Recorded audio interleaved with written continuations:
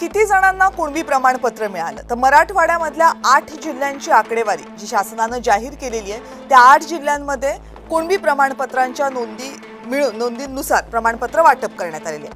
24 October 2023 पासून या प्रमाणपत्रांचं वितरण व्हायला सुरुवात झाली होती.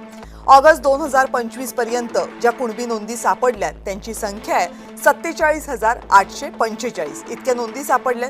या नोंदींच्या आधारे 2,39,671 मराठा बांधवांनी अर्ज केले होते आणि त्यांना कुणबी दाखले दिले सुद्धा गेले. 2,39,021 इतक्या कुणबी दाखल्यांचं वाटप करण्यात आलं. याचा अर्थ इतके कुणबी हे ओबीसी म्हणून आरक्षणासाठी पात्र ठरले. 428 अर्ज होते जे ऑगस्ट 2025 पर्यंत नामंजूर करण्यात आले होते आणि 222 अर्ज मात्र प्रलंबित ठेवण्यात आले होते. ऑगस्ट 2025 पर्यंतची ही आकडेवारी आहे. आता यामध्ये मराठवाड्यातल्या ज्या 8 जिल्ह्यांचा समावेश आहे, त्या 8 जिल्ह्यांमध्ये नेमकी आकडेवारी जी आहे ती काय सांगते? 8 जिल्ह्यांमध्ये किती अर्ज आले आणि किती अर्ज मंजूर झाले, किती जणांना ओबीसी प्रमाणपत्र मिळालं तेही बघूयात.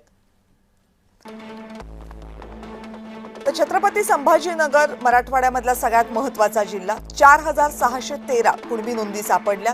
त्यापैकी 1,96,054 जणांना प्रमाणपत्र 19,654 जणांना प्रमाणपत्र देण्यात आलं.